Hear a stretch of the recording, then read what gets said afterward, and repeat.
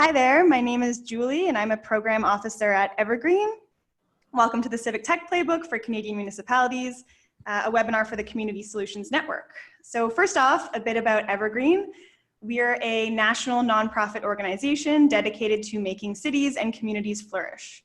Our programs actively engage Canadians in creating and sustaining healthy and dynamic urban environments in our schools, our public spaces, housing and transit systems, and communities at large. The Community Solutions Network is a program funded by Infrastructure Canada to run alongside the Smart Cities Challenge. Led by Evergreen and Open North, the program provides communities of all sizes with the knowledge, expertise, and guidance they need to build internal capacity and navigate the smart cities landscape through advisory services and event-based programs. So today we're talking about Civic Tech.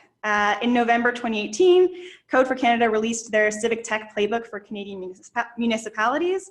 It's a guide to help public servants engage with their local civic tech community. So the team at Code for Canada spoke with dozens of stakeholders and found some keys to successful civic tech collaborations. I'm here with Luke Simcoe, communications lead at Code for Canada, who will share some of those insights with us. Hi, Luke. Hi, Julie. Okay, so let's start off with the basics. What exactly is civic tech? So we like to define civic tech really broadly, at least to start with. On one hand, it's any technology that kind of intersects with public life. And we like that definition really because it is so broad and it really speaks to our current moment, right? The use of technology, technological devices, all of that are almost ubiquitous. And as they become more common and more part of our everyday lives, it opens up more opportunities to use them for kind of civic good and public good. So that's on one level how we like to define it really broadly, but we also define it more specifically as a kind of, a technology product, also a movement, and also a community. So as kind of a product, civic tech is any technology that's used to empower residents or help make local governments more accessible, efficient, or effective. As a movement, Civic Tech is an international group of organizations who share an ethos that it's better to build technology with the public and with your users instead of simply for them. And finally, Civic Tech is a form of community. At a local level, it's community groups that convene civic hackers, designers, coders, or like community organizers, public servants, artists, activists, and a whole wide range of people, brings them together so they can kind of tackle whatever issues are affecting their communities using technology and design. Cool. So you said Civic Tech is an international movement and also that it's kind of local communities. How big is Civic Tech in Canada? Can you tell us a bit about the landscape across the country? Yeah, so Civic Tech is a relatively new movement in Canada, but it's been growing really fast. So right now our country's home to 9 Civic Tech community groups from kind of coast to coast. We've got groups like Civic Tech Toronto and Beta City YEG in Edmonton that have been holding meetups since 2015. And we've got groups that have formed more recently just in the past year in places like Vancouver, Calgary, Waterloo, and Fredericton. Our newest Civic Tech community group member is Halifax, who are having just their first meetings a few weeks ago. And they're kind of getting together and thinking about kind of what Civic Tech can and should look like in Halifax. So these communities are pretty new in the landscape of the movement, but they're already producing really great digital tools for their respective municipalities. And you can read about a lot of examples of the work that they're doing in the Civic Tech Playbook. And like I said in the beginning, I think one of the real successes of these groups is that they've become really kind of big tent places in their communities. It's not just developers and technologists who are involved. Definitely designers, urban planners, lots of public servants, especially at Civic Tech Ottawa, for example. Social workers, kind of community groups, and just everyone you can imagine are showing up at these events, and that's really great. Cool. And so in Ottawa, obviously, public servants are super engaged in their civic tech community. So why should other municipalities, you said there were 9 across Canada, and imagine there will probably be some more popping up soon. Why should public servants and other communities engage with the civic tech community? Like how does the civic tech community support cities and local governments address their civic challenges? Well, I think there's so many benefits to having a civic tech group in your city, right? In one way, they do something that's really important to us at Code for Canada, and that they demonstrate what's possible. So these tend to be groups of people who are really tech savvy and kind of really issue savvy and policy savvy, and they can bring kind of these new tools, these new methods of technology and design, and they can bring them to bear on local issues, and they can do it in a way that's pretty lightweight and fast, and they can demonstrate that there are ways to build solutions that might create positive impacts for their communities. And that can kind of inspire governments to do the same. It can be kind of an example of what governments can be doing more of, and ultimately just kind of be a model and an example of how to use new technology and design tools to address kind of specifically civic issues. They're also kind of a form of surge capacity. If you look at groups like Fredericton or in Toronto, there have been instances where the city has wanted to do something to tackle a problem, whether it's kind of flooding in Fredericton or bike parking in Toronto, and they've been able to go to these civic tech groups and actually partner with them, work alongside them to develop kind of a solution to that problem, often much faster, much better, and much more cost effectively than they might have done on their own. Okay, so I'll talk a bit about sort of the Community Solutions Network. So our approach to our Smart Cities work is around open smart cities. So the program is co-led by Open North, and we base our understanding of smart cities off of the Open Smart Cities Guide. So creating the path to smart cities should be through a culture of openness, of co-creation, and shared resources. So obviously this is like deeply, deeply aligned with what you've been saying so far. So our definition of openness can be understood in terms of open data infrastructure, of open standards, open source information, open collaboration, which kind of enables building or new or modifying existing services for residents at any scale. This is obviously deeply, deeply aligned. So would you say that openness is a core value of the civic tech community? Absolutely. Sort of from root to shoot. Really, if you like from the basic level, every civic tech community group holds hack nights. So these are the places where places and spaces and times where they routinely get together to work on projects. And those hack nights are always entirely open to the public. So they're open in that way, and that anyone can come and participate in their local civic tech community. They're also big believers in open source software and open source technology. So they use tools like OpenStreetMaps is a big enabler of a lot of civic tech projects. Open data that cities make available is often a huge kind of fuel, if you will, for civic tech projects. Civic tech community groups will take data sets and kind of find ways to make them useful and relevant, I think, for local community members. You can see countless examples of kind of open data civic tech projects, whether it's Budgetpedia in Toronto, which takes open data that's available about the municipal budget and visualizes it and makes it kind of more accessible than it would be if it was just kind of presented to you by the city, to the Riverwatch project in Fredericton that I mentioned around flooding that relies on open data sets that the province has made available around kind of flood information and flood monitoring. And then I think the best part is that typically they'll release their tools as open source, right? So if you've created a great civic tech tool, you can make it available, and then other civic tech community groups will take that and run with it in their local contexts, right? So there's a civic tech project in Toronto called Bike Space. I alluded to this earlier around bicycle parking. It just helps cyclists in the city of Toronto kind of crowdsource areas of the city that are in need of more and better bicycle parking. We've already seen the city of Edmonton, their local civic tech group and people at the city itself are looking to fork that project and bring it to Edmonton. Speaking of Edmonton, I think you can see another great example called You Can Benefit. It's a tool that lets people easily find and access social benefits that they might be eligible for. It's a tool that's working in Edmonton, but it's actually based off of a civic tech tool that was created by a civic tech community in the United States. So, you can see very quickly how releasing these kind of open tools and open projects helps other people build on them and bring them to their communities.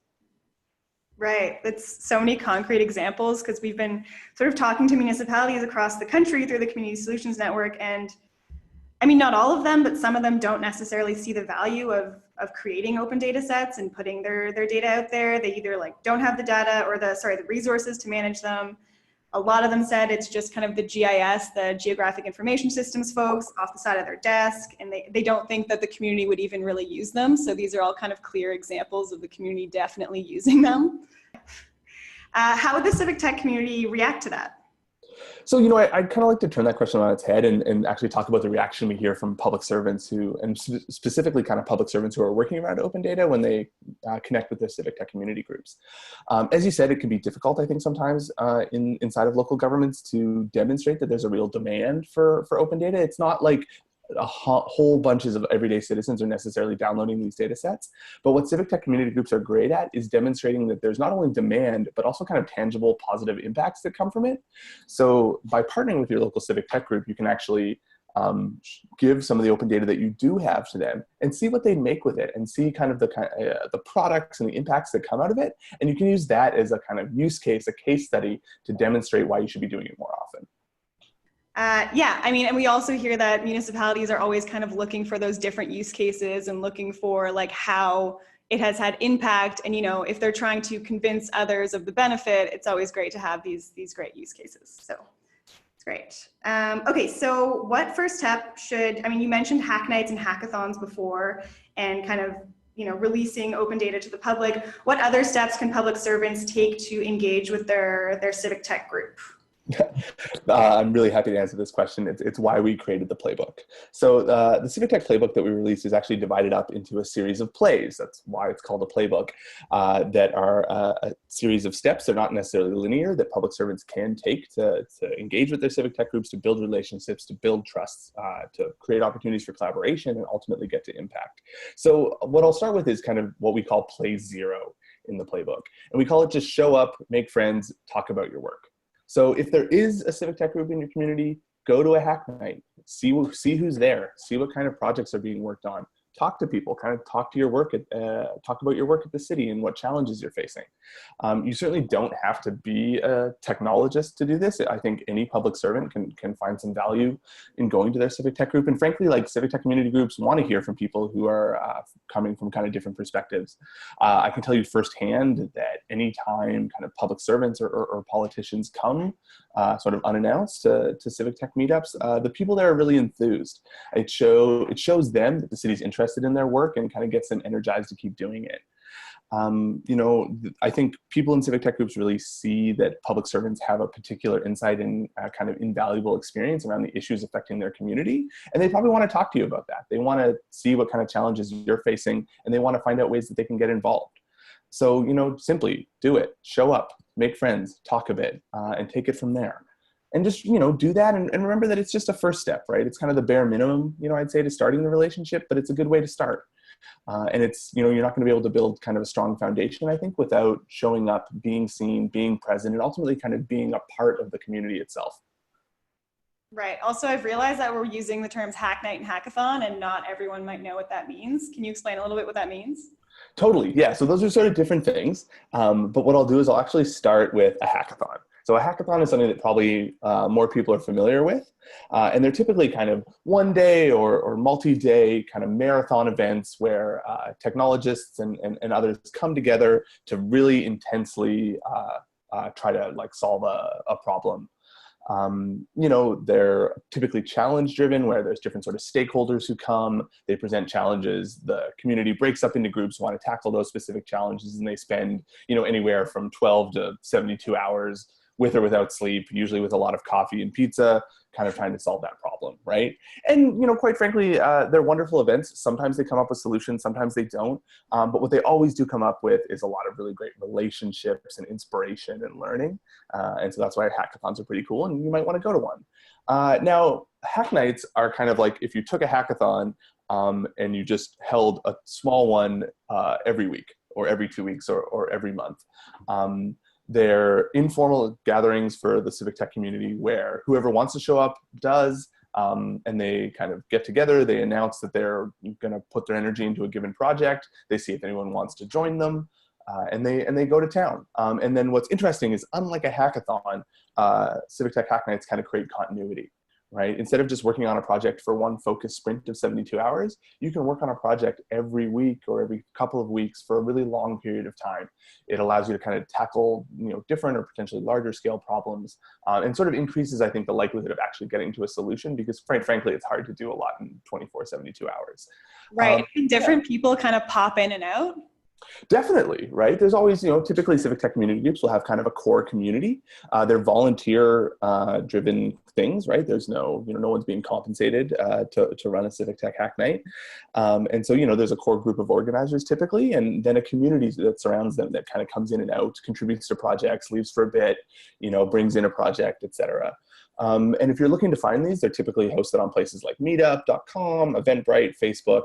If you kind of search like civic tech in your city, you'll typically find one. Cool. Okay. So kind of showing up and just being there is that first step to engaging. And then what if a public servant wants to get a little bit more engaged with their group, if they want to deepen the relationship and actually maybe work on a project together? How can they do that? Yeah, definitely. So there's a couple of ways.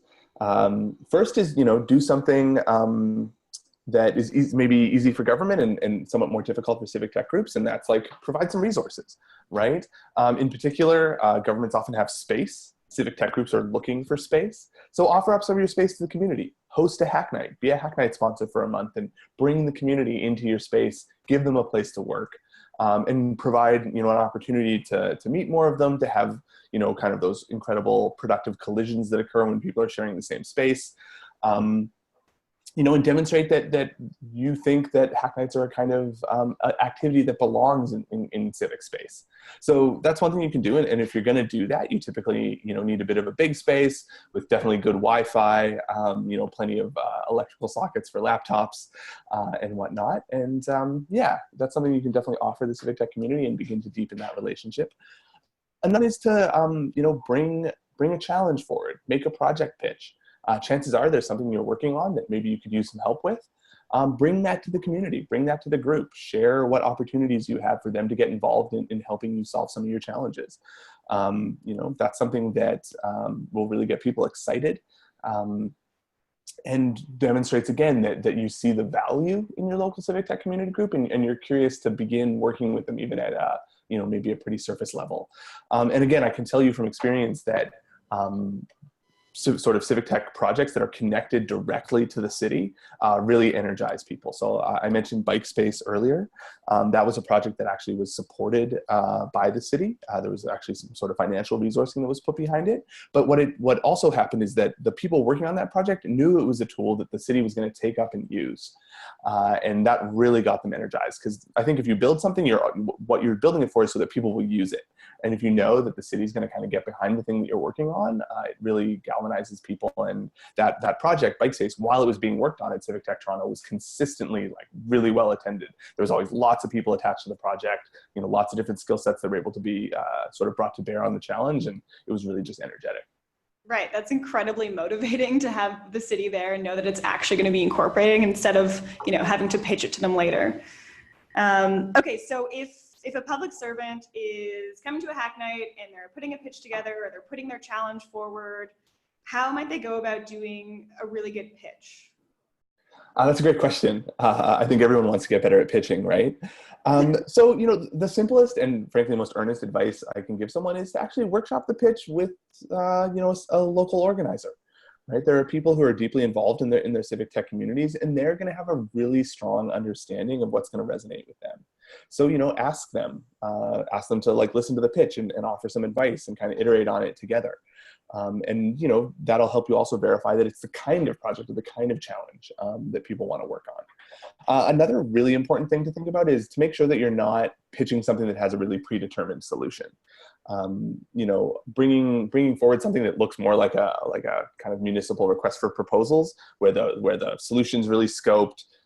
All that kind of stuff, that's not going to appeal to a civic tech group. They want to dig in, they want to muck in, they want to kind of figure out how they might solve a problem. They want to talk to users, they want to figure out what their pain points are and what can be done. And, and if you come forward with a request that's basically like build a thing that we already have all the specs for, that's not going to motivate people. So basically make sure that you're pitching something that doesn't have a predetermined solution. So in many ways, the trick is to pitch a problem, right? Don't pitch a solution. Right. And I feel like also there's sometimes in municipalities and obviously elsewhere, a bit of an issue with problem definition and you're not actually addressing the right problem. If you bring something to a civic tech community, might they workshop the actual problem itself, or is that ever part of it? Absolutely, right? Like I said earlier, I think one of the values of Civic Tech is building with and not for. So they're going to go out, they're going to make attempts to sort of connect with the communities affected by the whatever problem you're trying to solve, and they'll see what's going to work for them. So definitely, and then they'll also kind of bring some of their technical knowledge to bear, right? Like what might be an easier or faster or different way that you can solve this that might be more replicable or more easily kind of scalable or more easily plugged into existing systems, et cetera, et cetera, et cetera. So definitely, and having a pitch that again, just really focuses on a problem more than a solution gives them the space to do that work. Right, so just really coming in with an open mind. Yeah, and then lastly, I think sort of continuity is important with civic tech groups, right? These are volunteer places. Again, people are kind of moving in and out. So if you can provide some continuity on your end, on the municipal side, where there's a kind of a single point of contact, there's someone that the community knows is going to be at the hack nights, is going to be keeping an eye on the project, that kind of thing. That's going to really, I think, help the community move forward and get involved in your project. Yeah, having a dedicated person. Okay, so we almost have no time left, but before we go, I want to hear, you've mentioned a few, but I want to know what your favorite success story from Canada, from a Canadian municipality or community forming a deep relationship with their civic tech community. What's your favorite project that has come out of that? Oh, I don't think it's fair to ask me to name just one. I think a lot of the examples I mentioned for a reason, and they're typically ones that involved real, and the word I would use is intentional collaboration between cities and civic tech groups. So again, Bike Space was this incredible project where the City of Toronto realized that for a really small amount of money, they could support a part-time product manager for the civic tech project, someone to really just kind of keep the project going, to kind of manage the volunteers and to really kind of be always thinking about the project in kind of a higher level way. And that really helped them move forward, get to success kind of quickly. And that's also unique. Like that's the first time that something like that specific arrangement has happened in Canada. And it got to a great product that we're seeing have impacts just outside of Toronto as well. Again, the You Can Benefit tool is so great, in part because it was really a production of the local civic tech community group in Edmonton. But once it was out there and working, the city really took ownership of it and expressed a lot of pride in both the impacts of the tool and the fact that it was done there. They actually had a launch for the tool where the mayor spoke, right? Okay. So like that kind of, endorsement from real leaders and senior officials around a civic tech project, I think is really powerful. And then like Riverwatch in Fredericton, as well as Fredericton's most recent project, which was a caring calendar. They've recently created a tool that kind of brings together all the different faith-based and social services in the city. And I think that's a really cool project. It didn't necessarily involve the government, so maybe it's not the best one for here, but it was a real example of kind of civic tech groups working with a whole bunch of different nonprofits and to an extent the city. And I think that's really neat to see that like kind of civic tech projects can cut across different sectors and silos that way. So those are just a few. And, if you're interested in more, check out our website, code4.ca. Download the Civic Tech Playbook. We just actually released a new version of it, so you can check out even more examples of the fruits of a collaboration between civic tech groups and cities. Amazing. So much amazing impact from that. Thank you so much, Luke. This has been great. I've myself learned a lot. And to everyone listening, again, you should check out Code for Canada's full report, the Civic Tech Playbook for Canadian municipalities, and especially the new version that just came out. Great. Thank you so much for having me, Julie. And to everyone who's listening, I hope to see you at a hack night sometime soon.